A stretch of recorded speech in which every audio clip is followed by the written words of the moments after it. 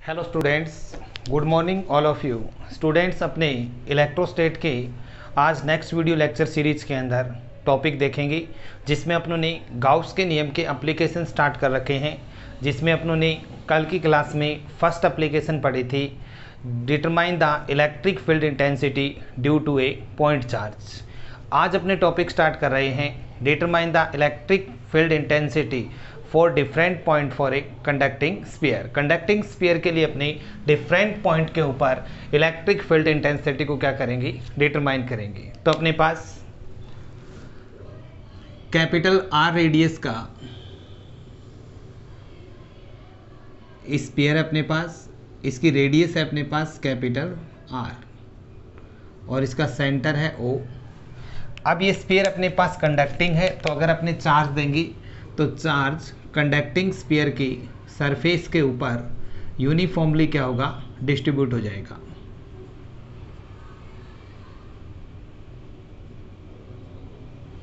इसके centre O से small are distance पे, ओ से स्मॉल आर डिस्टेंस पे एक पी पॉइंट है जिस पर अपने इलेक्ट्रिक फील्ड इंटेंसिटी को क्या करेंगे, डिटरमाइन करेंगे। इलेक्ट्रिक फील्ड इंटेंसिटी डिटरमाइन करने के लिए अपने स्मॉल आर रेडियस की गॉसियन सरफेस की क्या करेंगे, एज्यूम करेंगे। ये अपने पास स्मॉल आर रेडियस का क्या है, गॉसियन सरफेस है। अब इस पे अपने एक स्मॉल पार्ट लेते हैं, ये स्मॉल पार्ट लिया है मैंने, इसका एरिया है मेरे पास डी ए। जो स्मॉल पार्ट है इसका एरिया कितना है, डी ए है। और एरिया वेक्टर की जो डायरेक्शन होती है वो इसके परपेंडिकुलर, जो आपने स्मॉल पार्ट लिया है उसके परपेंडिकुलर्स। और इलेक्ट्रिक फील्ड की बात करें तो यहाँ पर चार्ज अपने पास कौन सा है, प्लस, और प्लस चार्ज से इलेक्ट्रिक फील्ड की डायरेक्शन क्या होती है, आउटवर्ड, जिसको अपने लिख देंगे ई वेक्टर्स। तो ये इलेक्ट्रिक फील्ड की डायरेक्शन और एरिया वेक्टर की जो डायरेक्शन है उसको अपनों ने क्या कर दिया, डिनोट कर दिया। अब अपने निकालेंगे यहाँ पर इस स्मॉल पार्ट के लिए इलेक्ट्रिक फील्ड। तो इलेक्ट्रिक फ्लक्स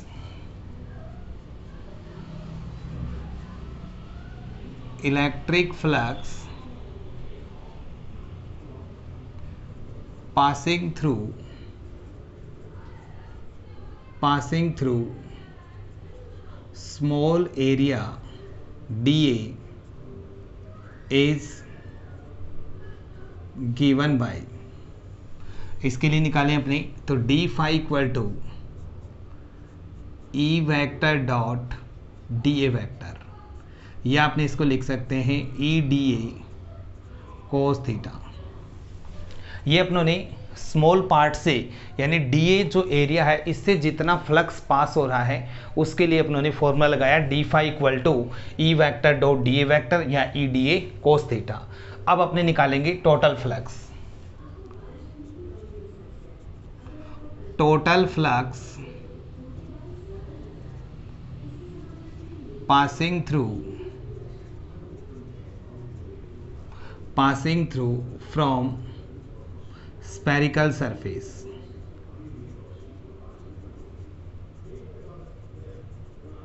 टोटल जो अपनों ने स्फेरिकल सरफेस लिया है उसके लिए निकालेंगे, तो इसका इंटीग्रेशन कर देंगे phi equal to close integration E D A cos theta. अब अपने यहाँ पर ई और डी ए के बीच का जो एंगल है वो है 0 डिग्री, तो थीटा इक्वल टू अपने पास कितना मिल रहा है, 0 degree.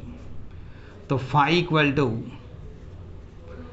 E D A cos 0 की वैल्यू अपने पास कितनी हो जाएगी, 1, यानी कॉस 0, और कॉस 0 क्या होता है, 1। तो phi equal to close integration E D A, E को बाहर लेंगी, phi equal to E integration D A, या इसको लिख सकते हैं ई।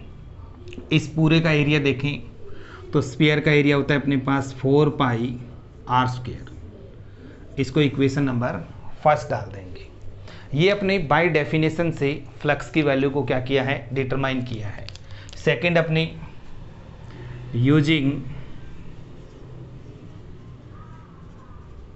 Using Gauss law phi equal to summation q upon epsilon naught, या इसको अपने लिख सकते हैं Q upon epsilon. Total charge को अपने ले लेते हैं, कितना है Q upon epsilon naught, equation number 2। For equation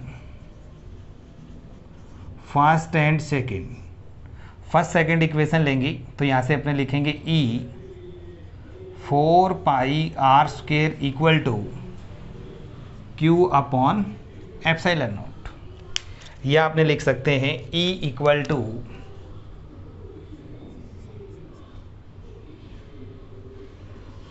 Q upon 4 pi epsilon naught r square. 1 upon 4 pi epsilon naught K होता है, तो E equal to KQ by r square. ये अपने पास इलेक्ट्रिक फील्ड निकल जाएगा जब अपना P पॉइंट कहाँ पर है, स्फीयर के बाहर है, यानी आउटसाइड पोजीशन पर जब P पॉइंट होगा तो वहाँ पर इलेक्ट्रिक फील्ड की वैल्यू आई है E equal to KQ by r square. अगर इसको वेक्टर नोटेशन में रिप्रेजेंट करें तो E vector equal to KQ by r square और क्या आ जाएगा, आर कैप आ जाएगा। अब अपने आउटसाइड पोजीशन पर निकाला है कि अपना P पॉइंट है when point is located outside the sphere. अब अपने इस P पॉइंट को कहाँ पर लेंगे, सरफेस पे लेके चलेंगे। तो सेकंड पॉइंट आएगा अपने पास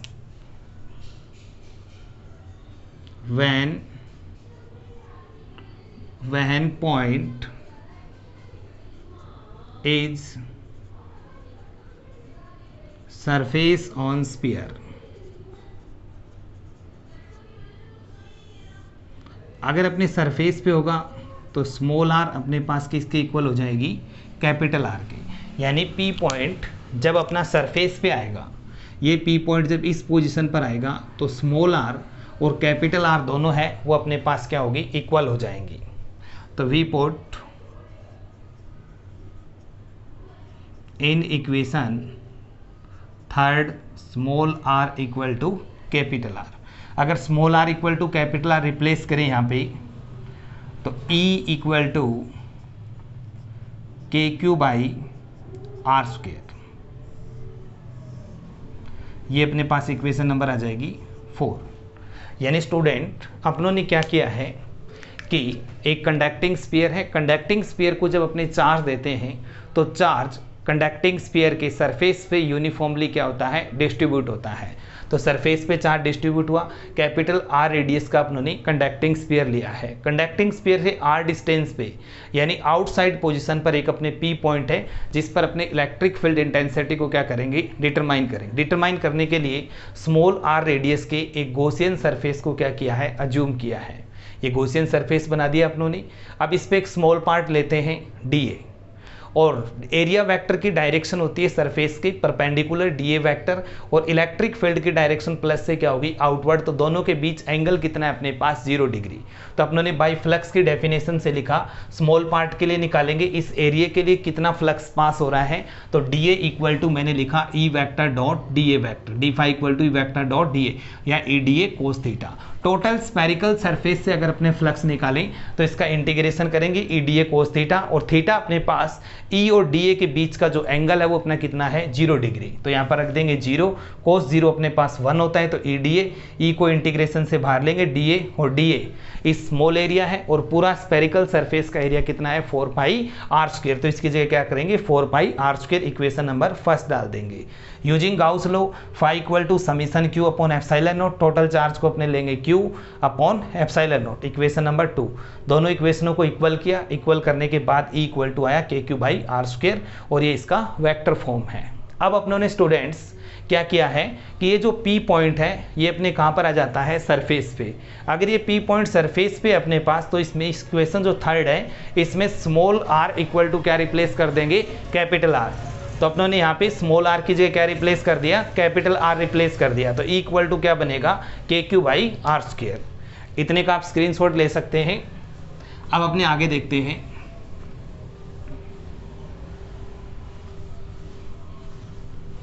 अपनों ने सरफेस चार्ज डेंसिटी की डेफिनेशन पढ़ी थी, इक्वेशन नंबर 4 आ रही है अपने पास, E equal to KQ by r square, equation number 4। ये वापस लिख रहा हूं मैं, by definition of, by define surface charge density. Surface charge density आपने पढ़ा था sigma equal to D Q by D A. तो sigma equal to total charge अपने कितना है Q, और एरिया अपने पास कितना ले लेते हैं A, Q अपॉन A। एरिया की जगह वैल्यू रखें तो Q upon 4 pi r square. तो यहाँ से अपने पास बना sigma equal to Q upon 4 pi r square. अगर आप यहाँ से Q बाई आर स्क्वायर की वैल्यू निकालते हो, Q बाई आर स्क्वायर की, तो ये वैल्यू आएगी 4 पाई सिग्मा। ये अपने वैल्यू Q अपॉन जो आर स्क्वायर चल रहा है इसकी जगह रिप्लेस करें, Q बाई आर स्क्वायर की जगह पुट वैल्यू इन इक्वेशन 4 के अंदर पुट करें तो E इक्वल टू K पड़ा है अपने पास और इसकी वैल्यू आई 4 पाई सिग्मा। तो E इक्वल टू K की value 1 upon 4 pi epsilon not into 4 pi sigma.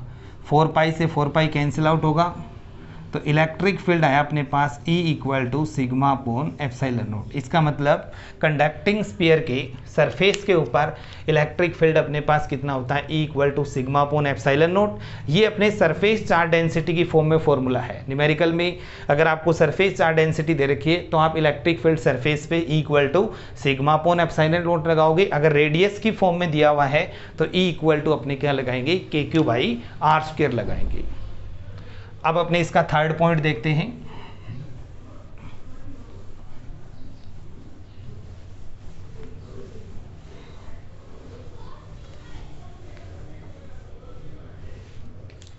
Third point अपने पास when point P is located inside the sphere। अगर अंदर होगा अपने पास तो small r less than capital R। Third point अपने पास the P point is inside the sphere. तो अपने देखिए ये कंडक्टिंग स्फीयर अपने पास, सेंटर O, रेडियस अपने पास R। अब ये P पॉइंट अपने पास यहाँ पर है। अब अपने गॉसियन सरफेस को अज्यूम करें, चार्ज अपने पास स्फीयर के कहाँ पे है, सरफेस पे है।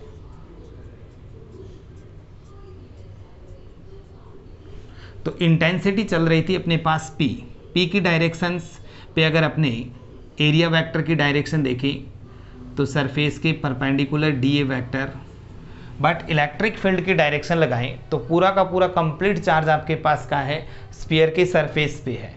यहाँ पर अंदर अपने पास कोई भी चार्ज नहीं है और कोई भी चार्ज नहीं है तो इलेक्ट्रिक फील्ड अपने पास कितना होगा, 0 होगा। तो देखिए E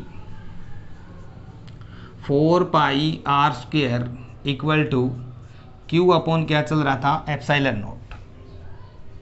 अब यहाँ पर अंदर टोटल चार्ज कितना है, 0। तो ये चीज़ अपॉन में जाएगी तो E अपने पास 0 अपॉन कुछ करेंगे तो कितना मिलेगा, 0। इसका मतलब कंडक्टिंग स्फीयर के अगर पॉइंट आउटसाइड पोजीशन पर है तो electric field E equal to KQ by small r square होगा। अगर इलेक्ट्रिक फील्ड सरफेस पे निकालते हैं तो KQ by capital R square या सिग्मा अपॉन एप्सिलॉन नॉट। और ऐसे ही अपने पास इलेक्ट्रिक फील्ड अगर P पॉइंट अपना अंदर है, इन साइड में स्फीयर के, तो आपके पास इलेक्ट्रिक फील्ड की वैल्यू अपने पास कितनी मिलेगी, 0। अपने इलेक्ट्रिक फील्ड का वेरिएशन देखेंगे with respect to distance.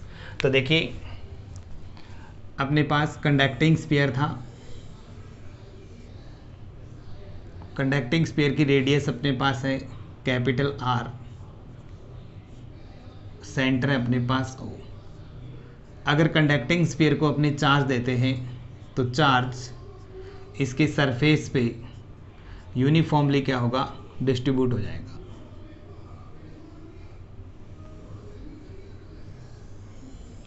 Distance के साथ इसका ग्राफिकल करेंगे। ये पॉइंट आएंगे अपने पास सरफेस के, सेंटर